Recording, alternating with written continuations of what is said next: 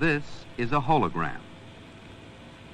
Holograms have little in common with traditional photographs, except that both use film.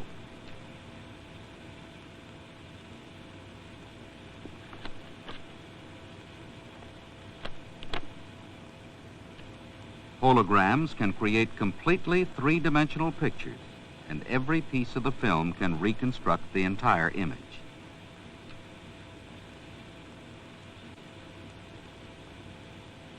In order to understand holography, you have to understand something about waves.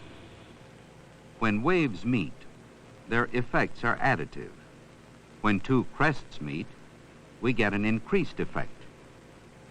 But when crest meets trough, their effects cancel out. This interference effect is important in holography.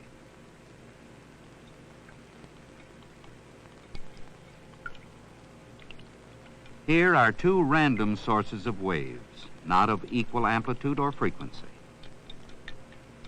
If we make a time exposure of their shadows, the image is completely washed out because nothing remains in place.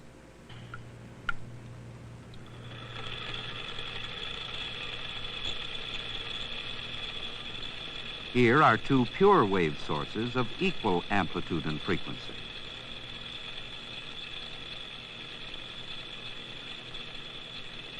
Notice the areas of motion and calm in the water. A time exposure looks like this.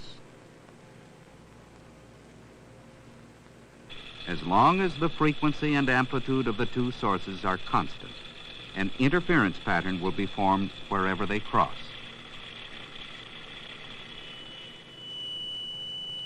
These two speakers send out pure sound waves of identical frequency and amplitude.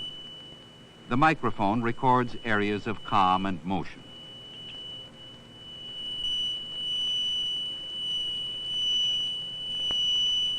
If we could see the three-dimensional interference pattern caused by the two sound sources, it would look like this. Light also travels in waves. What happens when two light beams cross? Interference of light waves should produce bands of light and dark, but we see none. In general, when two white light beams cross, no visible interference pattern is produced.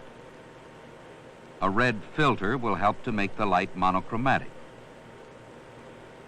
Even this highly filtered light, however, is not monochromatic enough to produce a noticeable interference pattern.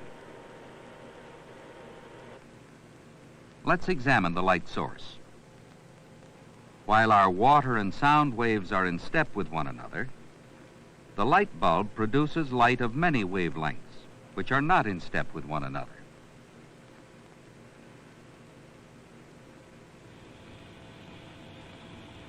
This is the inside of a laser, a source of intense and spectrally pure light.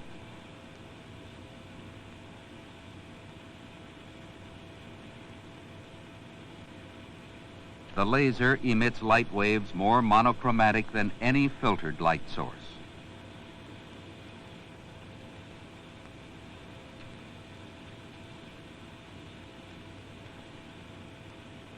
We will use a laser to check for interference by passing its light through this optical device, which splits the beam in two.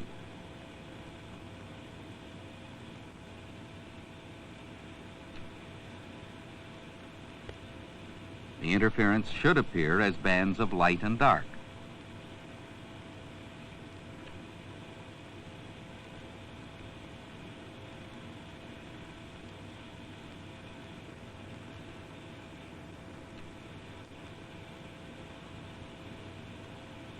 Here is another demonstration using laser light. A partially silvered mirror allows half of the light to pass through while the rest is reflected. Where the two beams of light cross, we will place a film.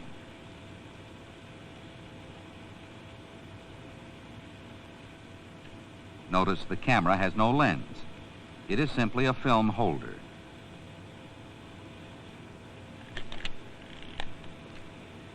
This will be the path of the light.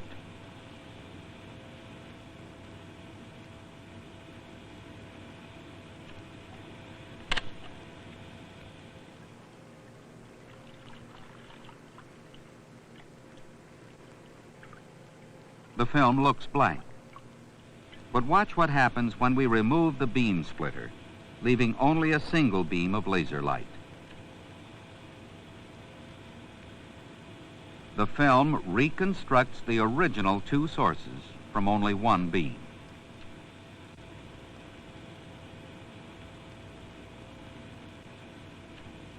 How did this happen? Within the film emulsion, areas are exposed as light waves move through. Where the wave fronts cross each other, the silver emulsion is exposed. The developed emulsion is essentially a thick diffraction grating.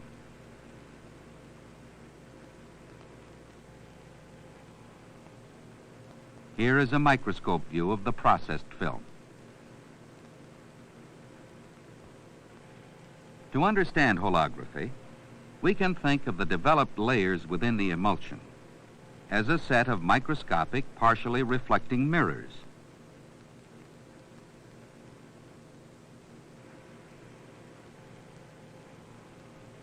This film was exposed with two beams, interfering with a third. Now, by passing one beam through the film, the two other beams are reconstructed.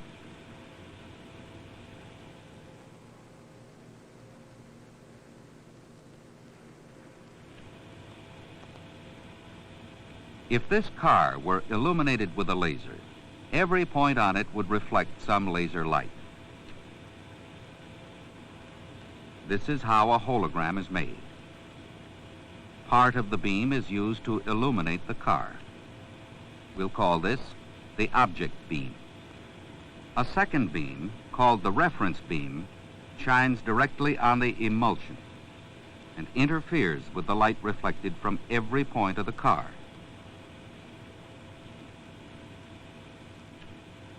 The exposure must be made on an absolutely motionless surface.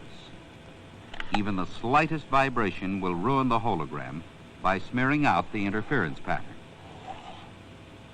We will expose the film for about 10 seconds.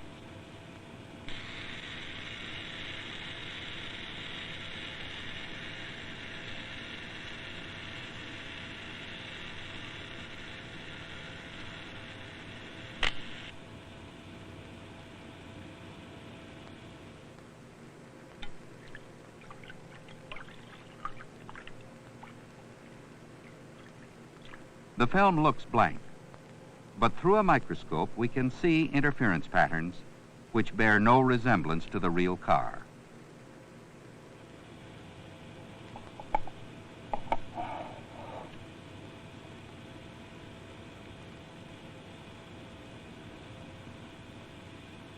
Now, when the reference beam alone shines on the processed film, an identical image is reconstructed.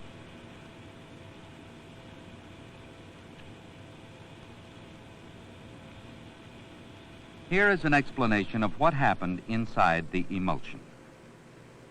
The reference beam from the left interferes with each reflected light beam from the car, creating an interference pattern. The emulsion simultaneously records all the patterns caused by all the points. Now, when the reference beam alone shines through the film, each pattern reconstructs its own object beam, and thus the whole car appears to be reconstructed. What would happen if the emulsion had been here, between the source and the object?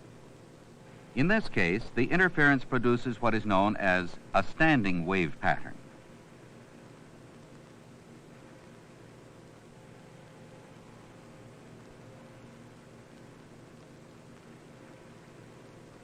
These are standing waves.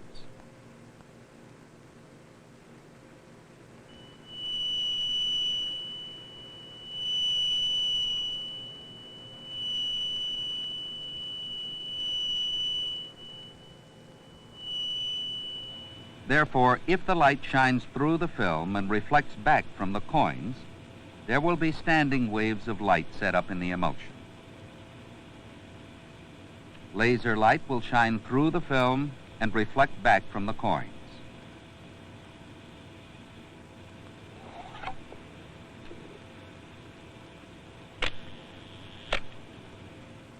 An ordinary white light is used to view this hologram.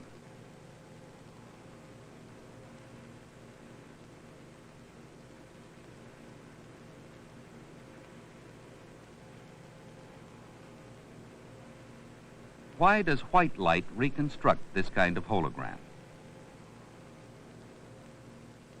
A cross-section of the emulsion looks like this. White light approaches and passes through the film. The mirror planes are spaced to reinforce only the wavelength used to make the hologram.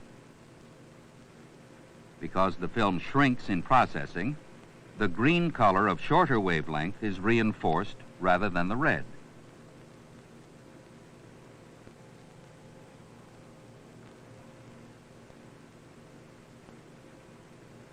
Here is another white light hologram.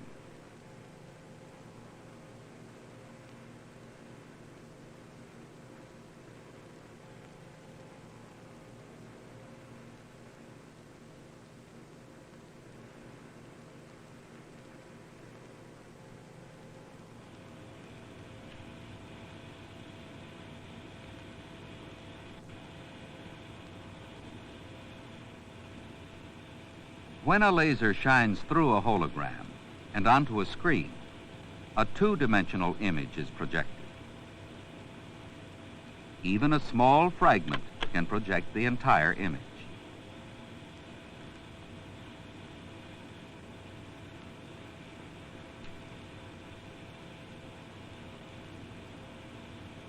Holography is an efficient data storage medium, which may soon outdate traditional microfilm.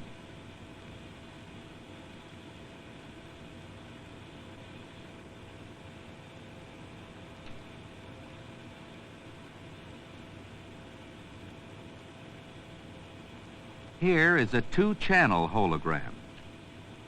Two scenes have been recorded at different angles on the film.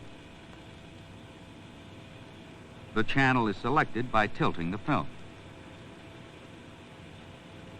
The lens in the holographic reconstruction actually works.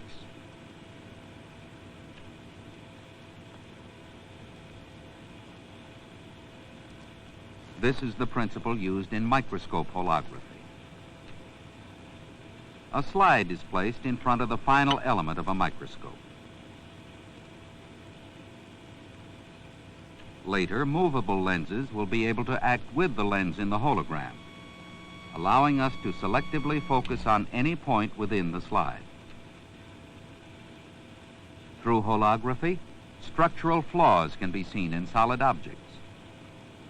The dark lines show a stress pattern.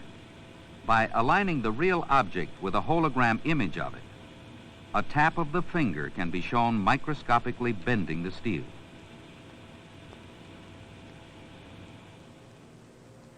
This circular hologram was made by surrounding the object with a strip of film.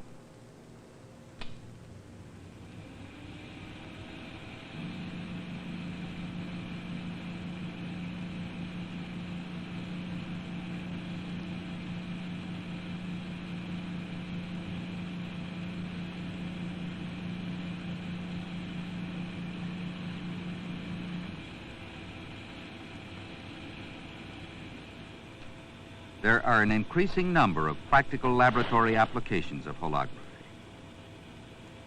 Here, the effects of heat are made visible.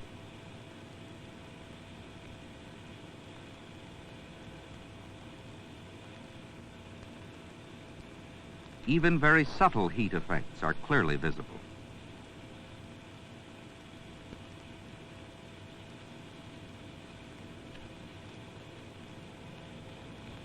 Holography is in an early stage of development, similar to that of photography 100 years ago. Yet already artists have found in holography a new medium of expression.